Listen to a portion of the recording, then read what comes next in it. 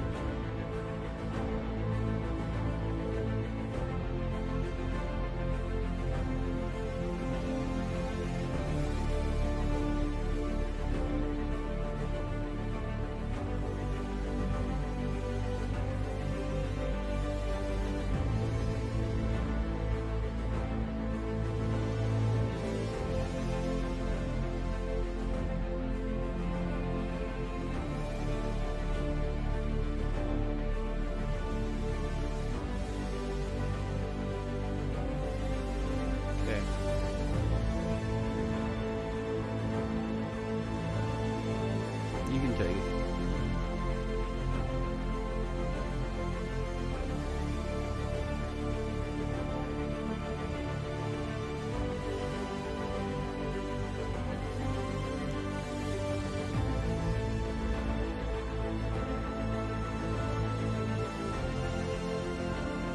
Yes.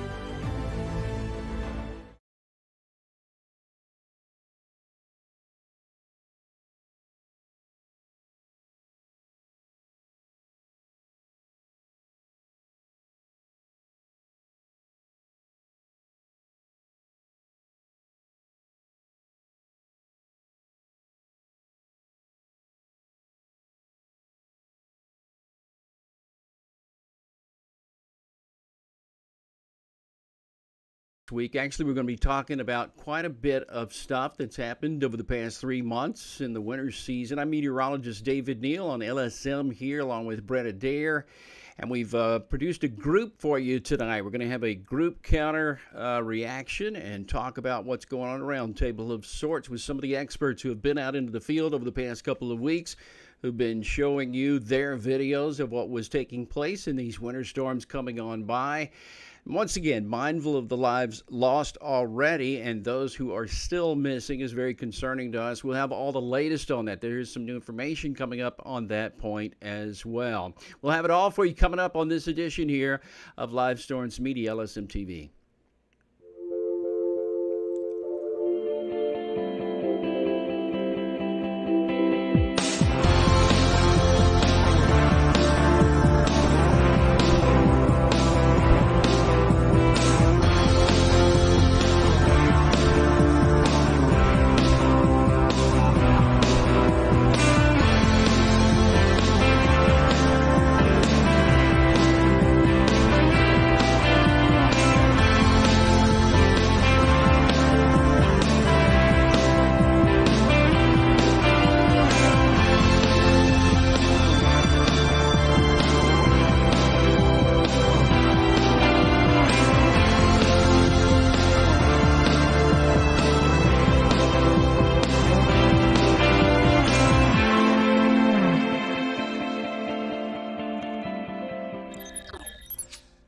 And it does start right now. We appreciate you being with us. Big B with us as well. Brett, thank you for allowing us the opportunity to do this here tonight, because I think it was mindful, and it's a pretty good idea to talk about this right now that we've had a little bit of a break here into the middle of the weekend, actually, and yet another system that is in front of us as well. Brett, I know you've been doing a lot of work the past couple of days on looking at the aftermath of this, and you've sent me some text messages that were fairly superlative about this event. Some really dramatic stuff. What's it been to you?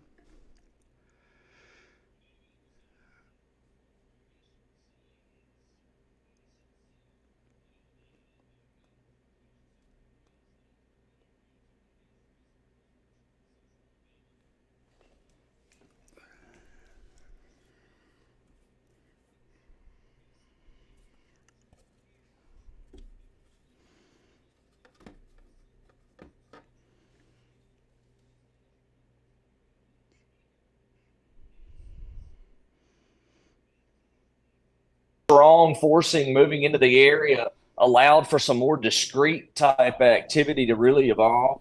And we had really, really cold air aloft moving across the area with a mid-level jet stream.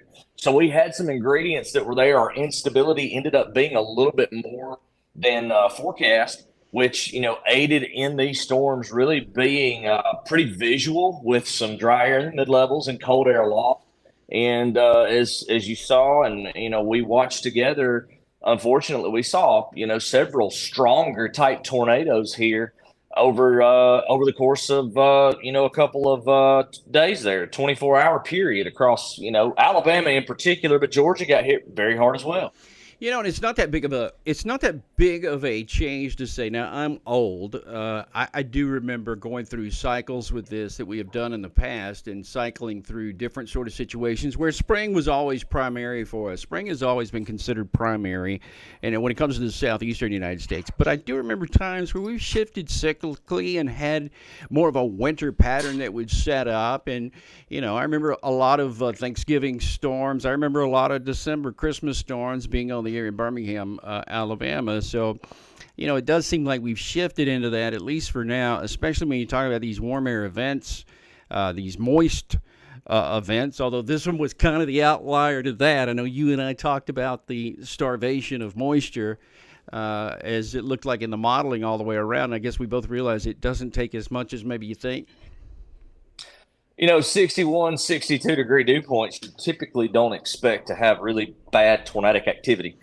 Well, this proved when you've got negative 40s, aloft at 30,000 feet, that instability is deep. It doesn't have to be really shallow down near the surface, and it can overcome, somewhat meager moisture sometimes. And we warmed up a little bit more than we were forecast to ahead of that front as well. I know some of our shorter range models there a couple days out were showing temperatures in the mid 60s, maybe upper 60s. We started to touch low to mid 70s there, and even the dew points, again, they really hit that 62, 63-degree type number.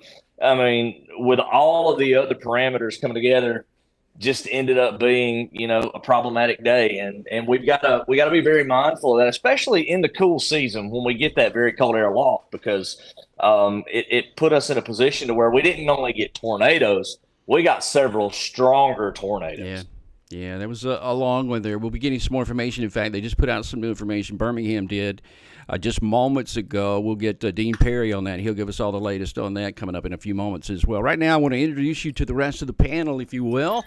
On all the corners here, we've got Brett up in the top left. Below him is his Robin to his Batman is Heath Lawler. Heath, who spends a lot of time with Brett on the road and done a terrific job. You'll be seeing some of Heath's video here as we move along through the next little while. Brad Arnold in the upper right-hand side. Brad was one of the first pieces of video that I saw coming in just outside of Prattville early in the day, and I think he and Ryan were fairly close together. Ryan Carty down the bottom right-hand side of the screen joining us there. Also, thank you guys for doing so. And I want to take just a minute. We just heard from Brett there for a moment. And Brad, we'll come to you here at the top. By the way, happy birthday to Brad. Thank Brad, you. Thank you. Thank you. He's old 34. Old 34. 34. Wow, that's incredible. Yeah. I've got underwear older than you. But anyway, from this point on, Brad, I know you've been in a lot of these situations here. I know this is what you've chosen to do too as part of your vocation, which is good, and I consider you a professional at this. Did you go into the day thinking that maybe it was going to be a little bit different overall, a different sort of a day, or did you even know? Because I mean, we weren't talking about an enhanced but for a moment there, that didn't happen until the night before. Right, right, yeah. I remember back to the night before that I was chasing, and I was honestly not that excited to chase the setup. It looked like mainly a damaging wind event. I thought I'd get out there, chase a squall line, maybe get some damaging wind reports, cover some damage on that. I had no idea that we were going to get those discrete Renegade supercells out in front of the main QLCS that were able to just tap into that environment and just go nuts. I did not expect that at all. We're going to show some of your video here, some of the first video that I saw of the day where you were down there. I think you were just to the southwest of Prattville. Maybe you can tell us a little bit about the video when you get to it here in just a little bit. But this was some of the stuff that first came out. And I think you were there in front of, was it a volunteer fire department? What? Yeah, that was Independence Volunteer Fire Department, the folks that were standing out in front of me. It's interesting, I actually started out the day being woken up by tornado sirens in Huntsville, Alabama, where I live. Dropped down south towards the cell that was going through Marion, that was working its way up southeast of Centerville, and got really close to that one. And then we got on Highway 82 and dropped south towards the Billingsley area. Started heading west on County Road 40. And we stopped at the Independence Volunteer Fire Station. Can you see your video right there? Because we're looking at it. So everybody kind of coming out, trees and a power pole there. Was it on the ground there? I couldn't really tell myself. It did have ground circulation. There were some trees down that were underneath that main circulation. The funnel wasn't fully condensed, though. I think we were dealing with some elevation issues. That's more of a valley right there. Once it really crossed Highway 82 and went over into the Joffrey area, the old Kingstown subdivision, things like that, that's when it really was able to maximize once that elevation got a little bit higher right there. But it was on the ground at that point. There was ground circulation. It just the condensation funnel just wasn't completely all the way to the ground. The video you're showing now is actually the one that was that I was coming southeast on Highway 82 southeast of Centerville when I was able to intercept that one. That one was the previous storm, but this one was the main one that went through Selma and then worked its way northeast towards Highway 82. So, were you and Ryan? Did you know you were in the same? I did. I knew that Ryan was to my southwest, and he already reported that there was a large tornado. I'd already seen his picture. So when it got to me, I was a bit surprised that the main rotation, the main condensation funnel was still a little bit aloft, probably a few hundred feet off the ground. So I was expecting, to see a big, large stovepipe from what I saw from his picture. And it looked a little bit different, but the rotation in it was violent. You could tell that if it ever did fully condense all the way to the ground, that it was going to be a significant tornado, which unfortunately it did once it got into that higher elevation near Joffrey and closer to I-65 over there. So.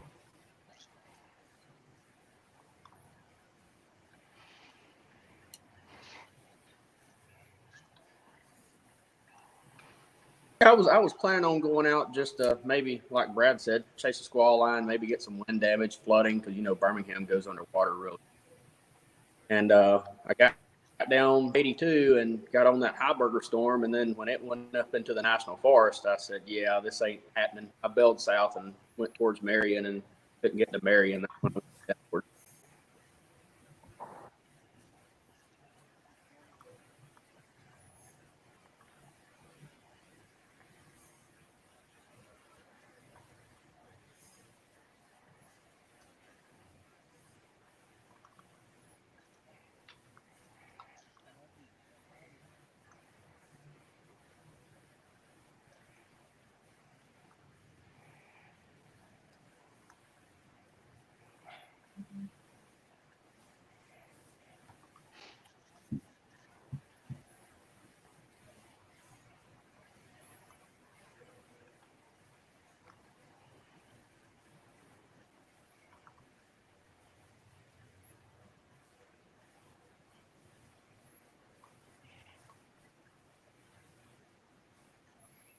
And at that point, when you were, you saw that first storm, did you travel with it for very long, or did you stay behind in the debris? What did you do?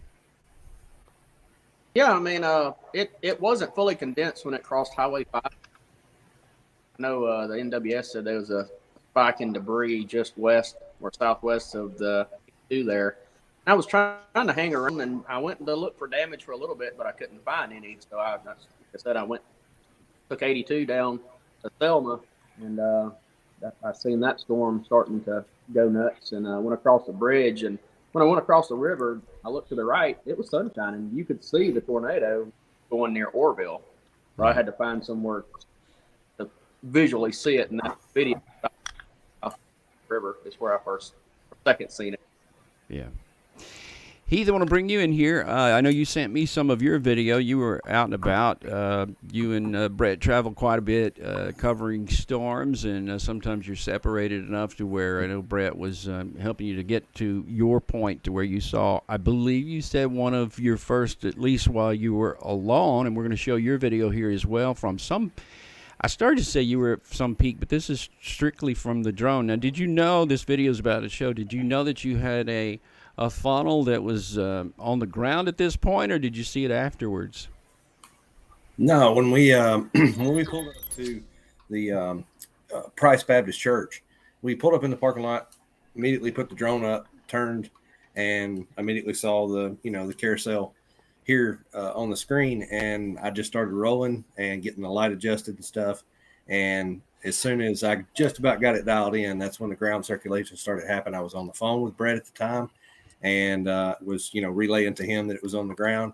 It had since lifted, and I knew it was coming, so I had a short amount of time to get the drone back down, put the drone in the truck, and drove just a little bit back north, and realized that I might be a little bit too close. Went ahead and decided to turn back and kind of fetch off a little bit from it, and it crossed the highway in front of us, and I believe Brad was looking from the north to the south in front of me on 82, and then basically it pretty much went in between us, and as soon as it crossed over 82, it really started to do bad things through Kingston.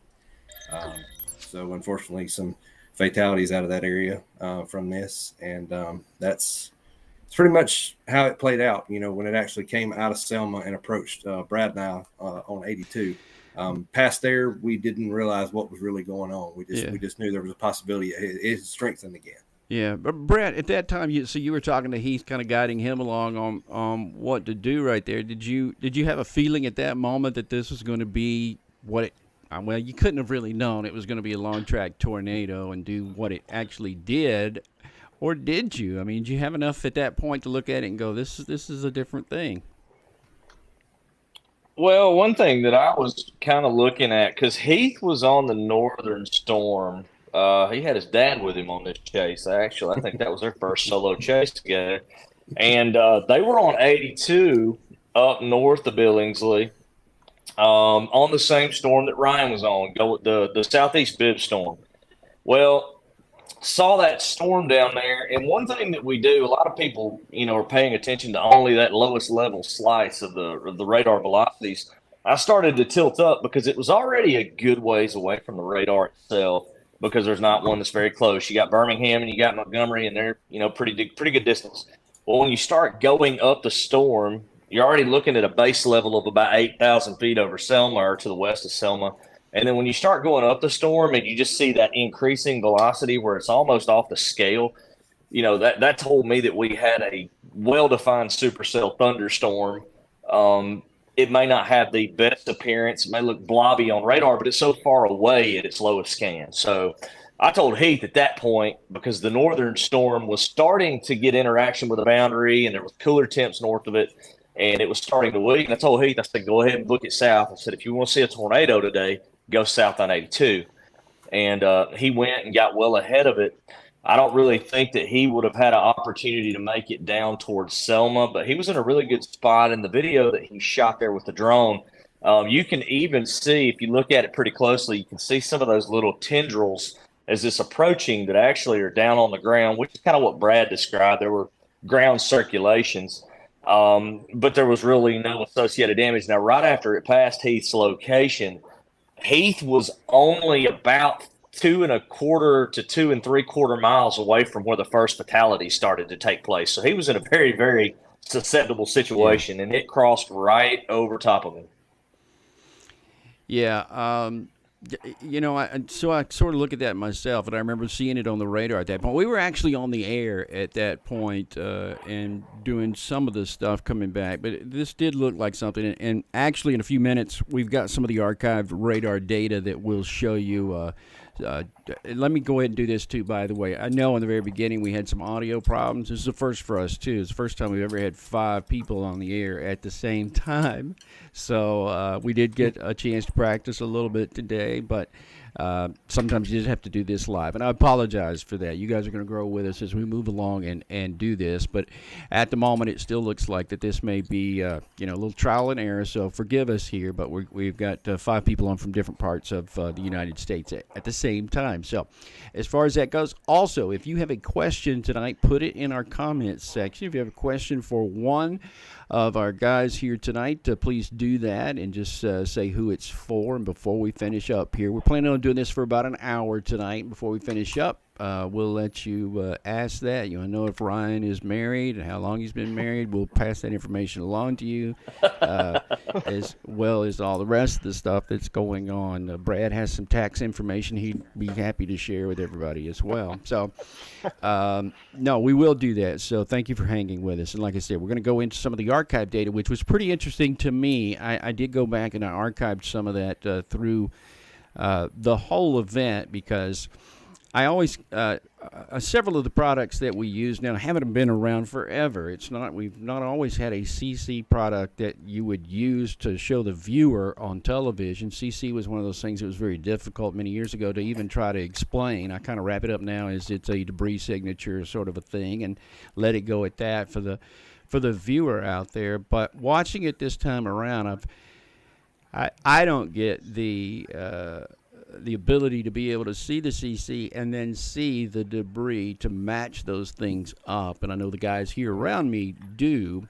And besides that product, several of the others that we're looking at, I sort of knew what it looked like was about to materialize here. So as we look at that, I guess, Brad, my question for you is, when you look at this, did you know at the point of contact that this thing already was touching the ground because of what you were seeing on radar at that point? Did you have a pretty good confirmation of that? Yeah, the velocity couplet was maxed out. Plus, I'd already had ground truth from Ryan Carty's report. So I knew that it was on the ground. So I was expecting to see a large stovepipe on the ground coming through, and it was a little bit elevated at that point. So the velocity couplet, there are sometimes where you can just look at it and there's no way to know, for sure unless there's a CC drop right there. But when you look at just the velocities maxed out like that on low level, it's pretty hard to suggest that wouldn't be on the ground right then. Yeah, it was. When you go into that, and we go through periods of times from time to time, we go through periods where we get a lot of warnings, but then 90% of them may not be actual. Those days because we all talk and we're like, this is not going to happen. And then there are days when your actual reality is such that you get a really high ratio there to what showed up on the radar. And it's kind of like fishing. Once you catch one or two, there's a school there that's probably going to still be around a little bit. And so it was kind of one of those days, I think, for me, when it all came to that. If you want to just play some of this radar archive stuff, play it, and then we may pause it here as you move along into the David, stuff. Yeah. One of those things that you have to think about, though, when it comes to that, because I was noticing some people, that were talking about the radar itself and saying that, the CC and the velocities aren't quite matching up. I noticed some of the radar products that we use that are out there, some of those products had a little bit of a time delay that particular day. And not only that, though, they're also, you have to think about this velocity and CC may not quite match up entirely because of the tilt of the radar. You're scanning the lowest tilt over there, like I said, southwest of Selma is about 8,000 feet. That's a long way from the radar. So, honestly, let's use this as a lobby point to get a Demopolis radar too, because we could use it. Yes, 100%. Absolutely. Yeah, There's a lot of areas that need that. Yeah, there are a lot, and sometimes I feel guilty about being here in Alabama when you start talking about a few of those areas that don't, have one within 300 miles. Yeah. But and there's been a difference. I think we've learned with the past couple of storms that came through. There's been a difference between that, the Macon County, Alabama radar, and say the Calera radar. Both of the beams going in look a little bit different when you get to Prattville. Seen that off and on quite a bit as well. Here comes one of the archives here of the radar, and again we were. I think this is going to be the one. Time-wise here, there's 12, 1 o'clock, and this is when we really had a good gate-to-gate shear that was traveling pretty fast. They're southwest of Alexander City, which I know, Brett, you were all over there the past couple of days, and this is a situation where, for sure, there was no ands, ifs, or buts about that right there. Yeah, I mean that tornado again, like you said, at the moment you really don't know if it's going to be long track or not. But as long as it was out by itself, we were concerned that that particular cell was the storm of the day and that it was going to do bad things. So after going and pretty much assessing everything, we were able to see along that path that we had a pretty substantial tornado. I mean, a lot of the damage points that we looked at were, EF2 variety, or even better, some of the EF3 stuff that we saw over at the ridge there. Elevation played a really key role too. You saw an elevation rise there just east of US 82 in Autauga County. And when that tornado really started to get going up on the ridge, that little bit of elevation, we had lower dew points again. So that little bit of elevation put that area up further into the vortex by a couple hundred feet. And a couple of hundred feet made a difference. We just didn't have structures. I talked to the National Weather Service about this pretty in depth. We just did not have structures that were hit that would give this tornado a higher rating. Right now, we're sitting at EF3 150, I think, is the max point, and it's in Autauga County down there along County Road 140. But, the thought process is that tornado actually was an F4 type tornado. We just don't have the structures to verify it right now. Jarvis, can you move that over? Because that was a pretty good zoom in to what that was. If you can move that, you don't even have to back it up. Brett, I know this is where a lot of your video came from. Heath, you can speak to it as well. This was up there near that small town where I know you first of all started. I saw some of the cars that were damaged there, some of the cars that were buried actually up to their middle of their wheels in some cases. But that's right there. Is it Nicksburg? Yep, just southwest of Nicksburg there, along County Road 18. Yeah, so this is when it passed on by there. There's a CC drop like no other right there. When that's not like little debris flying around. That's obviously a large object there with high density coming back to the radar site right about there, and then traveling off northward and eastward where it just continued on and moved a little bit further to the east. We're going to have Chris Jackson, and he had some more stuff further to the east over there in that general area too. But storm is going to be what it turned out to be. We can get Dean in here in just a couple of seconds, and Dean has some information, some brand new information from the National Weather Service out of Birmingham. Dean Perry. Dean, tell me about what you've just learned.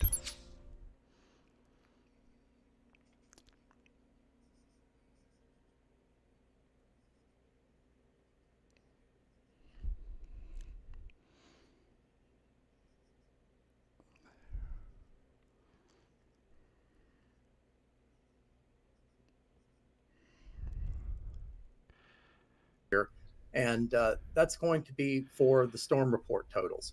If we're looking at our storm reports, they're well over 400 reports, actually, 444 to be exact, 356 for severe wind, 27 for hail, with 8 of those classed as damaging hail over an inch, 61 tornado reports. And if you take a look at this graphic, we're going to be looking at events from Mississippi all the way up to southern Ohio, down the eastern seaboard, encapsulating that whole area. Just gives you a decent idea of the scale and scope of this event. Now, NWS Birmingham has confirmed that they got 30 tornado reports actually across their CWA. EF3 damage was found in 2 places along those tracks, and we've had those tracks now denoted as being from 9 tornadoes.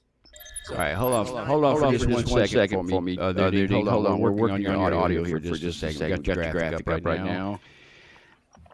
Okay, go ahead. Okay, so this is what I was talking about here earlier with the graphic with the storm reports, and that is a hefty amount of storm reports covering a decent chunk of the country.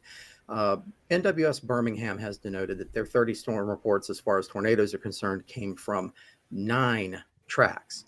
So out of those 9, the longest track was 76 miles long, stretching from Autauga County to western Chambers County, wherein they found 2 instances of EF3 DIs, 150 mile per hour winds. Now, NWS Mobile, they also have 3 tornadoes on their card right now. It's confirmed in EF2 in Movico. NWS Huntsville confirming 1 EF1 covering Lawrence, Morgan, and Limestone counties, David. All along, I'm still surprised at the. I don't know that I'm surprised at anything, Dean. I mean, I get it. You and I were on the air when that was all happening, but there doesn't really a whole lot surprise me about this. And again, if you have a question now, my apologies. I know we're having some audio problems. If you have a question, and Dean can help you out. He's monitoring there as well. If you have something about those specifics, because we just got that information right before air. Just a few moments ago. We also still have some information about what's happening into the future here. If we go back to our 4-box, now 3-box sort of a thing, I think we lost Ryan for just a moment there. But let's talk about the fact that we do have another system, Brett, that is coming up here. Again, sort of a midweek sort of thing. They tend to run in groups of 7, it looks like, 7-day periods. And so we got another one coming up with some of the, similar characteristics. I don't know that you're going to get much stronger characteristics in either direction because it is this time of the year. But tell us about where we are at this moment, because I haven't looked and I know you have. Well, David, we got another system that's definitely going to move and make its way across the country. Right now, we actually have the models running for the most up-to-date information. So I'm kind of running through those as we speak. But another system is going to come out basically out of the West Coast. If anybody's been watching anything news-wise, California has been absolutely hammered. Rain, snow. You remember a couple months ago, Lake Oroville there, the Oroville Lake was basically one of the one of the main water sources there in the state of California. And it was basically almost bone dry. Well, now it's like up to 90% of its water level. Yeah. I mean, that's incredible. I wondered that, yeah. So those systems are basically coming at us from the West Coast, and they're moving in our direction, and we're seeing, pieces of energy go through the Rockies, and then we see those come across basically the Panhandle, Southern Plains, and they're coming into Mid-South. So that's kind of, we're dealing with the same type of scenario again. We're going to see a system move out into the Panhandle, into Oklahoma. Going to be some snow on the backside of it, north of the Rockies, Denver, Colorado Springs, Centennial. Those areas are going to get some snow. You're going to see snow across northern Kansas, Nebraska, maybe even some icing on the front side north of Kansas City. We got a pretty good surface low that tries to evolve there across southeast Kansas. And basically it sets the stage for some severe weather as we get some moisture return across portions of Louisiana, Mississippi, maybe even East Texas. Going to have to watch the specifics of it. But again, there's enough there that says, and given the history of the last several systems, we got to be on guard. I mean, I think now really the Deep South has to be on guard anytime from early November all the way through the end of May. Yeah. I don't think that we can stop. I think it's just kind of a normal Kind of thing a now. given. I want to know something, Ryan. If I know you do this, you and I don't remember when we first interacted together, but it's been a long, long time, and I know you've been doing this for a long time. What do you? So you know about the event coming up on Wednesday? Is this your full time gig, by the way? It is not. I drive a tow truck part time, and Yeah. also the fire department. All right. So tell me, you got this thing coming up on Wednesday. How do you prepare? I mean, I know the mileage Brett puts in on his vehicle. How do you go about preparing, and does it? Do you sort of stay within the area, or are you ready to go about anywhere? What's your deal? I go just about anywhere in the United States. I've covered snowstorms up in Truckee and Arizona and all that, and as well as the tornadoes Midwest, Southeast. So I'm pretty well. I mean, I can go mobile anywhere at the last minute. Yeah. Yeah, this is. Do you prefer to cover any sort of thing? I mean, I know severe weather's severe weather, and there's some honest to God energy that goes along with that because I've done it myself for many years. It's a sort of not a sad thing. I mean, I believe all of y'all are out there in order to inform, and not exactly to just sell a piece of dramatic video. Does that play on you? Because I know it does me. I know it does on Brett. He and I have a lot of conversations about things we've seen and things we know. I have a lot of difficulty the night before sometimes knowing what I know and how to get that across to everybody out there who wants to listen. Does it bother you like that? Are you able to compartmentalize it at all? It does bother a little bit. I mean, the night before a big setup, I may not get any sleep. I'm trying to figure out where I want to go, and if it's sporadic, I have no clue where I'm going until the next morning. And it is wear and tear, but somebody has to be out there to make the reports, show people of what is happening, and maybe get the word out for down. Yeah. Take cover. Getting the word out is it. Brad and I go way, way, way back till Brad was in not exactly diapers, but he did. First time I did talk to him, he did say, "I used to watch you when I was a kid," which I always loved. Brad, I know it bothers you because you and I also we talk behind the scenes quite a bit after you've seen something, seen an event, or whatever the case may be. Are you? I mean, you have to know that you're doing this to help people out as much as anything else, and for the information, and for that, I guess maybe y'all all don't get a pat on the back enough for that. It's not. I think the whole realm of what you guys do has changed here lately. YouTube has done a lot for sensationalizing that and taking away from some of the sincerity that goes along with being a true weather analyst that gives information. But Brad, tell us a little bit about how you prepare for something that's coming up on Wednesday. You have another job. You have tell me about what's life like. Yeah, so I actually work in sales. I work in the financial sales industry. I'm AVP of the business that I work for. I'm able to a lot of times set my own schedule or work remotely. So that frees up a lot of time to be able to chase. Typically, what I'll do is, I can work from any hotel room as long as I have a Wi-Fi connection. So typically, what I call tornado time, I guess you could say, is really any time, typically after about 2 o'clock in the afternoon. So that leaves most of the day to be able to work at my hotel if I need to. If I need to make 30 calls, then I need to make 30 calls, and I'll work and then maybe meet Brett or someone for lunch or something like that.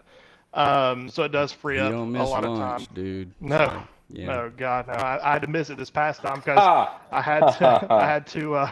had to start chasing it like 8 a.m. and then it was nonstop until about 5 o'clock in the afternoon. So, but yeah, as far as like compartmentalizing things, it is, especially on higher end events, it can be hard to sleep at night. Just knowing what's going to come, if you can kind of compare things to past events.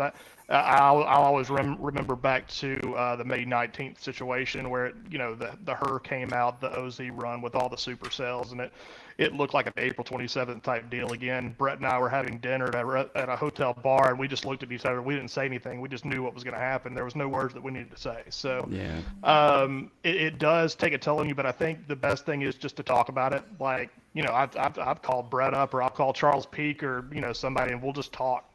I think that's if you keep it in, then you're just by yourself with those feelings. So we do see a lot of things. We're around a lot of things. So sometimes it's all right to talk about that stuff. Yeah. Heath, I know Heath I met recently, but I used to watch him when I was a kid. Was the amazing thing about that. Heath, I know you've been riding with Brett now for quite a while too, and kind of learning this whole thing as you go along as well. What is it that about what you're doing now with Brett that is rewarding for you? I mean, where do you? I mean, you do know that a lot of people envy you. Well, yeah, and it brings it, to the reality of, what we do. Like Brad was saying, it is, I guess you could say a dangerous thing that we do. And I wouldn't ever, I was looking up to Brad, a long time ago, when I first started to want to get involved in storm chasing and stuff like that, and had a chance to help him out on a few things, and swapped it for, being able to go chase a few times, and then started to kind of reveal that I was able to do some things, kind of behind the scenes and stuff to maybe help out in the future. And then we kind of built on that. And, the rewarding thing, for me in this is being able to just learn and work with who I consider are the best in all this, LinkedIn, learn from the best and try to equalize that and just be a better team player as I go along, and try to learn this whole aspect of weather and news and documentation and journalism, and just try to do better every chase. Be better than your last chase. Dude, if you were in the Miss America pageant right now, I'd have said he goes on to the next round. That's a great answer. David, you may have to enlarge Brett's screen. Its head's getting a little bit bigger. It kind of is, because if Brett would have been listening to us about an hour ago when I wasn't sure exactly when he was going to join us, his head wouldn't be so big. But anyway, I'm not even going to say anything. You really can't, Brett. That's the thing. You really can't. But anyway, all right. So we got another situation coming in here. We're going to be monitoring that. I think it's we've been at it for about an hour now. I know we've had our troubles with some of our audio. We really apologize for that, but we do have, for the first time, a gathering of 5, and it was a little bit of a challenge. You really didn't know how it was going to work out until you did it on the air, because we were using a brand new piece of software. And the man who's running everything behind the scenes, typically you could have blamed me when we were doing this 6 months ago, but now we have a literal genius who is on the keys at the moment, and he only has his name. He has one word for his name, but we're not allowed to give it BJ. out. Yeah. BJ is a genius. BJ is a genius. Appreciate him. Dean Perry, appreciate you as well. We've actually been working on this for the better part of the last 2 days, to be quite honest with you, and building some other things. But Ryan, thank you for taking time out to be with us here. And I know you've been on the air with us before, and I appreciate that as well. Brad, thank you all for sharing your video. Can you pull it up? I'm sorry, producer just spoke in my ear, but if you could go full screen with it and let us see. We're going to take 2 or 3 minutes here and sort of look at maybe some of the new stuff coming up with Omega here on the modeling here for a brief minute. Brad, is there anything else you want to mention? Yeah, I'll tell you something, David. There is something interesting that I'm looking at. New data's coming in, as I mentioned. The dew points are coming a whole lot further north now, so I'm more than concerned that we start to see the SPC, given what just happened. And there's colder air aloft coming across the Mid-South region.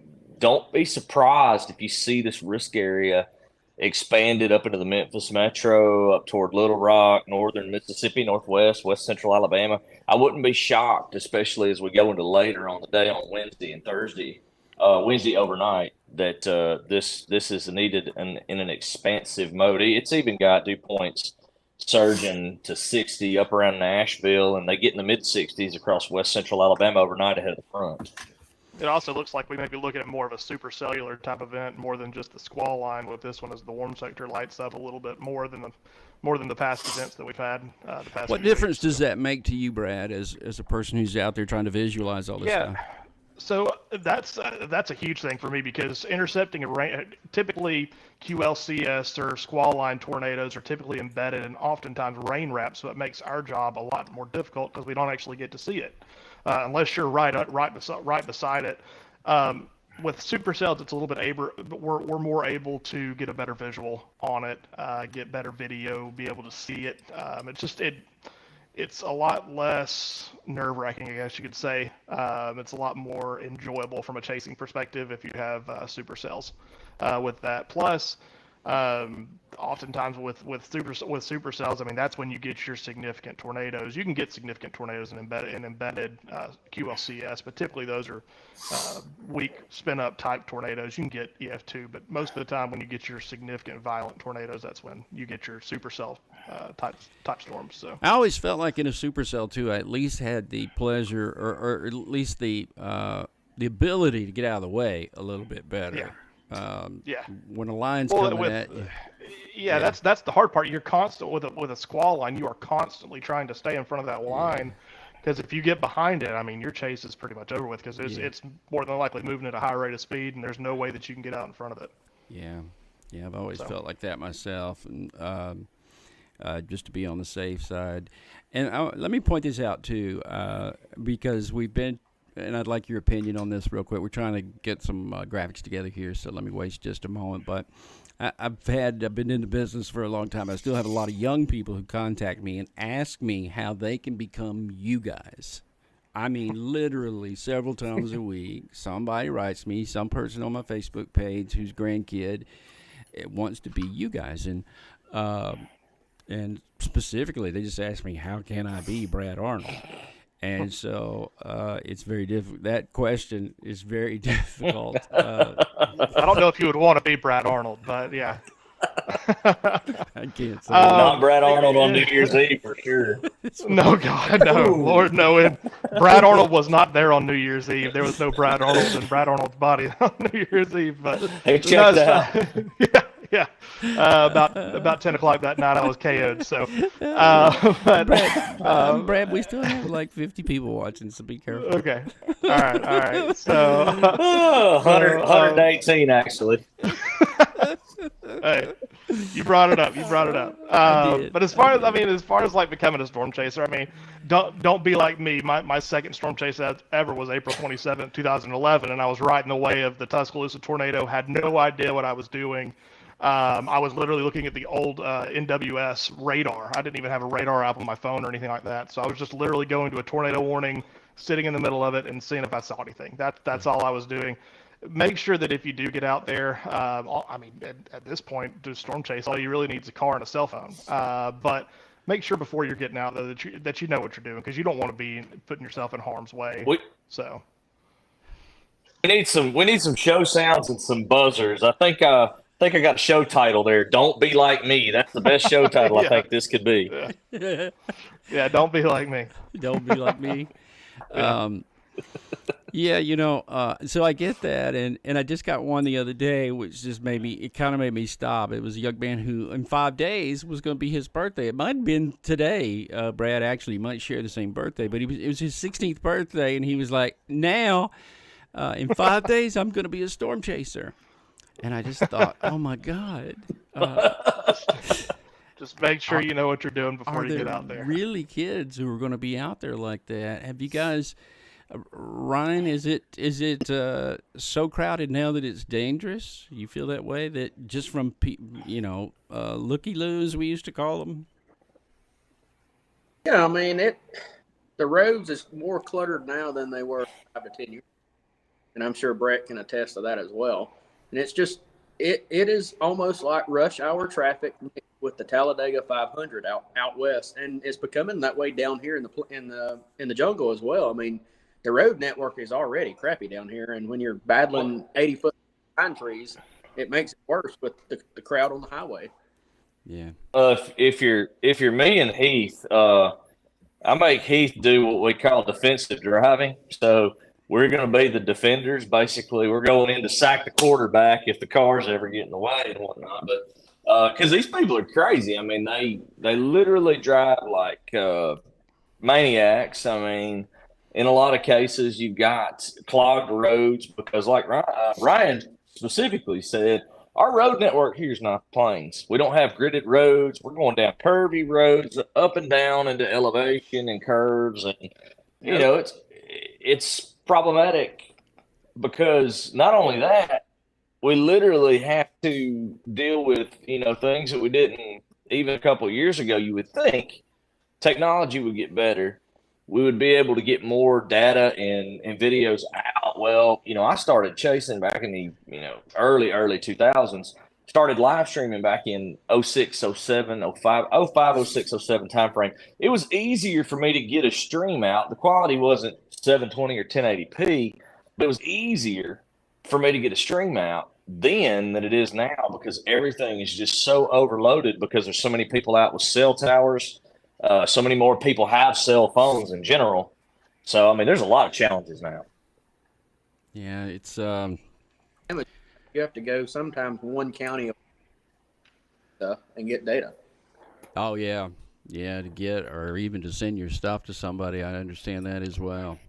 I don't know if it actually gets better anytime really soon. To be quite honest with you, I don't know how that actually works out. I sort of thought some of the new satellite delivered stuff might help out. I do remember long ago when Hughes first came out, it was a possibility for me and my guys when they first got out. But then when Skype came out, like I have my name in Skype. The day it came out, I got Skype, and we had used that several times when I was in Birmingham, and John McLaughlin had sort of turned me onto that from out in the West. He had filmed quite a few. He had a network of people who were out there, and they were really successful just using Skype. But and then I actually had quite a bit of I had several microwave trucks and several satellite trucks I could deploy at one time there in the old days. Let's take a look. I think we can maybe take a look at some of the forecast data now as we go through the rest of this week, and I hope everybody's microphone is still on at the moment.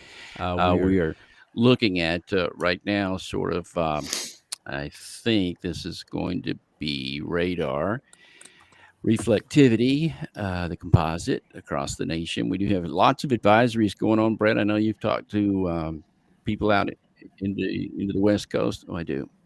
I'm going to have, but in order to do it, let's see. Oh my God, this is going to be weird because my mouse is going to be in the third dimension. Yeah, go full screen without my face, or you're just going to have to see the back of my head because I have no monitor for it any other way. Let's look at it here. Now this is the whole storm, the first one coming out of Nebraska and Kansas, and you can see this is one of those that's going to move far to the north. I think you can't use the mouse and me at the same time. I'm sorry. Go ahead and do what you need to do real quick, and then we'll get back to it. Sorry, on the fly here. We've only got one computer that we're working off of. Yeah, just tell that baby to fill the screen.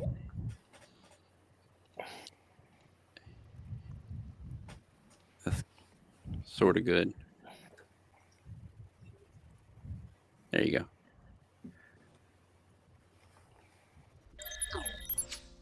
Give me five more seconds. There we go. There we go. All right. I got the mouse back. Reflectivity, winter weather. So you can see what's going on here. Brett, I think you were looking at this just a few moments ago. We got that event coming out of Nebraska and through the area. This is going to be moving up through the rest of the upper Midwest. And there are a lot of advisories out there at the moment. These are winter storm watches that you see there from Kansas and Nebraska, 4 to 8 possible there, like glaze.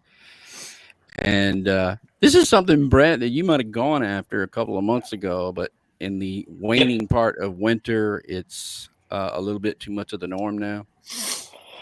Well, I mean, for me, we've had so much severe that it's become very tiring. So essentially, you're right. I've got numerous stringers that work for us here with LSM. They're out there taking care of a lot of that stuff. We've got another potential severe event coming up this week. As you can see, the winter storm watches and warnings and all that out there. It's been system after system after system. I think this is the longest stretch I can remember of just having non-stop systems coming across the U.S. What do you attribute And they're that not they're to? not well, they're not minor either. I mean, they're whether we're getting tornadoes here, they're getting flooding out in California. I mean, the snow totals, everybody thinks of the Sierra Nevada range and oh, they're supposed to get a lot of snow out at Lake Tahoe and some of those areas. Look, 150 plus inches of snow over, a couple of days. That's pretty substantial. Yeah. And that's kind of what's been happening. There may be areas out there that top out over 200 inches by the time all is said and done in like a 10-day period. That's an average of 20 inches of snow a day. I mean, that's just insanity. So, again, strong systems, and as you can see here, it's showing the models, seeing the instability come in, and there you've got what looks to be broken storms along the boundary as it comes across the south. So here we go again. Yeah, so let me get a handle on this now because I do just now have it. But we've got this is coming up into Wednesday. This is Wednesday morning on the time frame. This is just reflectivity to show you some timing here as it goes overall. Coming across the Mississippi River by the afternoon on Wednesday. That's hour 75 on the GFS, passing through Memphis. I don't see any reflectivity out ahead of it at this point, but that's coming in right about there. You can see it's getting Wednesday, Thursday. Coming down through Middle Tennessee and into that Jackson area with the line, the linear part of this, but that goes through the morning hours on Thursday and passing on by. Everybody okay with timing on that? Has anybody seen anything that has you believing that's not the timing? I think that's good. I think it's been pretty consistent with it being a Tuesday, moisture return late Tuesday and then into a Wednesday type event. Yeah, and then coming out of the Gulf on Saturday, there's indeed a warm front that, yeah. You're going to have to watch that too, because that's going to be a pretty stout system out over the Midwest that comes out. It may be stronger than this initial one. We're going to have to watch that with even some potential for severe weather along the warm frontal axis as it comes north, because it's a very defined warm front. Yeah, very much so. It goes all the way back to the west there. And I'm sorry, but we've got a lot of stuff going on, and it's not loading very fast. But dew points, I know we're into the upper 60s there at that point as we got into the day on over the weekend. So 7 days away actually is what we're talking about. But that's a definite warm front growing out of the Gulf of Mexico northward and coming across the area here too. Let's see, we got warm fronts. Yeah, there's your 70-degree dew points in that little purple area, blue purplish area there, popping up. Yeah, that's concerning. I mean, again, the dew points, just a couple days ago, again, we had very, very cold air aloft, but you only had 61 to 63-degree dew points with what we dealt with. Yeah. So system is very progressive. I guess the way to talk about it is it's just an incredibly progressive situation here as we go through the next couple of weeks. No reason why it would end anytime really soon when it comes to that, with this system kicking out, the other one coming in. Very easy to see again, just with the reflectivity here. If you look at it, that's got an elongated area of low pressure that goes back into a pretty stout warm front to the east, which was really the first time we broke the cap over into Georgia and South Carolina. I mean, we'd been wedged well before every system that came through there prior to this last event, which Chris Action Jackson was telling me that he thought he would be able to cover that event the other day. Yeah, that's a pretty well formed cyclone right about there. Yep. All right. Let's see. I don't see a specific question at this point, but when we get off, we'll answer some of those if we can for you. So let's kind of wrap it up here, and we'll lick our wounds a little bit on our audio problems. I thank you all again. Can you go back to the 4 or 5 shot?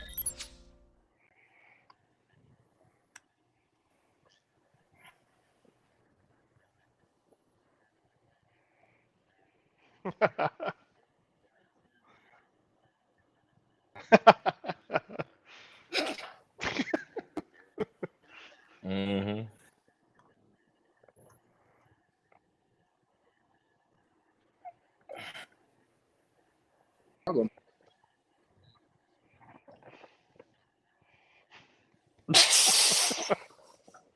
Yeah, we still have. Well, I'll be on the road tomorrow evening, and we'll be headed for whatever in the world is coming on Wednesday or whatever. So, yeah. Let's explain, Brett. Let's take a minute and explain what we're doing. We've been experimenting now for about, I don't know, 4 or 5 months with the channel. We're trying to maybe do some, because I'm retired. I'm a TV weather guy for many, many years, but retired and trying to keep up with my hobby because I still love the weather. Brett's out and about. He's got this group of people who are out and about with him, and so we're trying to put this to a live channel here that maybe we can help some other people and keep it real.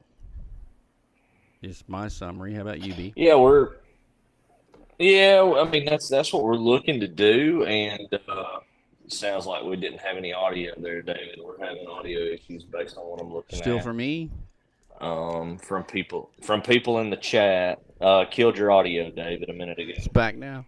And you expect Okay. me to repeat that? Because All that right. was as good as it gets in sincerity. I was so sincere.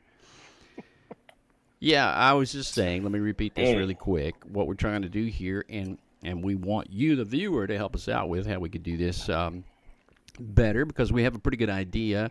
I've been doing this for a little over 40 years now, and I've seen quite a bit of stuff, so I have stories to share and maybe experience to share. Brett's been doing this for a long time as well, but out in the field. And so the two of us have been trying to bring what we know together to offer a product to you who are out there to be able to watch and to be able to trust, because for my part, some of the social media has gotten away from us and we've lost contact with reality maybe just a little bit. So I'd like to have an opportunity, a place for people to go to come back to. Here's a situation. Here's the actual weather coming from somebody who has seen it. I find it very difficult to be able to talk about a tornado if you haven't seen one, to talk about the aftermath of a tornado if you haven't been there, to talk about a hurricane if you've never sat down there when the eye came over your head, or to, be an expert in any of those things if you've never really experienced them. And there's a lot of that going on at the moment on our internet, on our YouTube pages and stuff. You don't want a doctor who's never seen a body to tell you about how to protect yourself, your family, and your life. So trying our best to give you the best, most accurate information that is possible, and do it with resources that we both have. And you see 4 guys out there right now that are really, the best at what they do, and who I've worked with for a very long time. So pretty much where we are. Brett, you want to add to that? It is your channel, by the way. Yeah. I mean, we're working on some different things, and again, we've ran into some connectivity issues and other things, but we're getting better. We're getting closer to that piece that we really want to bring to the table. And actually, you're going to have to stay tuned. I'm thinking about launching some additional channels and maybe doing a little bit of separation here, because as you can see, we've got a lot of our clips that are uploaded to this particular channel, and we're going to be looking to get that support over to another channel. We're going to start doing longer form productions probably on another channel as well, and we may end up creating our own live channel, just a live channel for what we're doing here. So that's something that's going to be coming up in the future that we're all going to be discussing here internally. But yes, we want to provide these things. We did figure some things out the other day when we were in the field, David.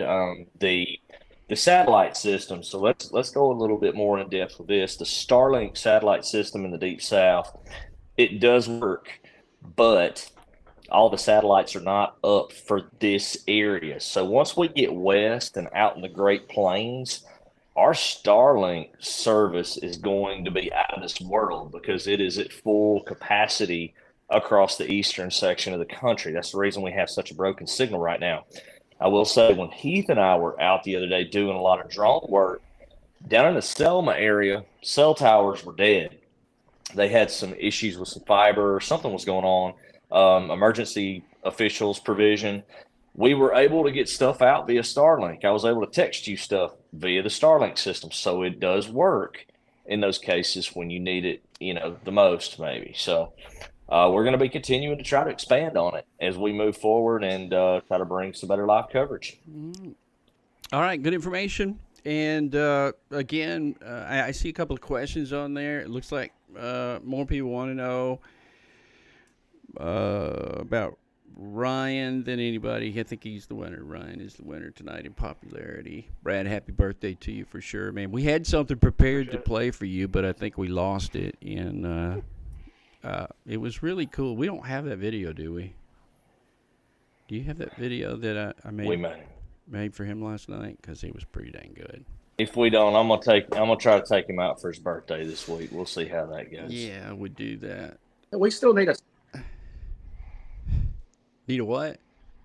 I couldn't hear what Ryan said. Say it again, Ryan. We still need a steak dinner and some cheesecake from the other day. Yeah, I think we're gonna have to hit up that place in Shreveport, Brett. Maybe I can leave and get there before 10 o'clock this time. Yeah. Peppercorn encrusted ribeye. That sounds like a plan. There you go. Cheesecake. I'm pretty sure you'll all be paid to look for your check in the mail.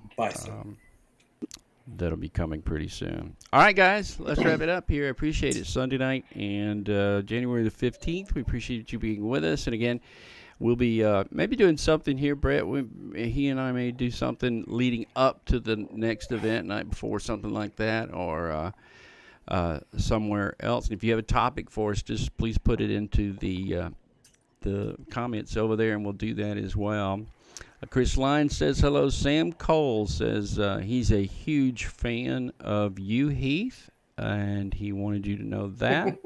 The Kansas City Storm Chasers have been with us through the night tonight. Let me shout out to a couple other people here because we still have Corncob said something or another, but I can't read it. Becky, Megan, Sam, Ryan somehow has been writing while this whole thing's been going on. Ferrero. John B. says that the Hickory Chip in Clanton has a great steak. Oh, really? All right, noted. Hickory Chip barbecue, baby, right there off I-65. I love it. And 145. Sam, Megan, thank you. Killer again has been with us tonight. We really appreciate that as well. Debbie, we've talked to you oftentimes. I really appreciate that. Mark, too, I've seen you many times on here as well. Some of you have been on with us since we've been doing the Shawanda Hill, Sam, everybody, thank you so much, and I promise we'll clean it up next time you talk to us. We'll most of it's been Heath's microphone through the night tonight, but we'll clear that up and fix it for you. Have it next time. Thank you guys for being with us, and bless you all. We'll talk to you soon.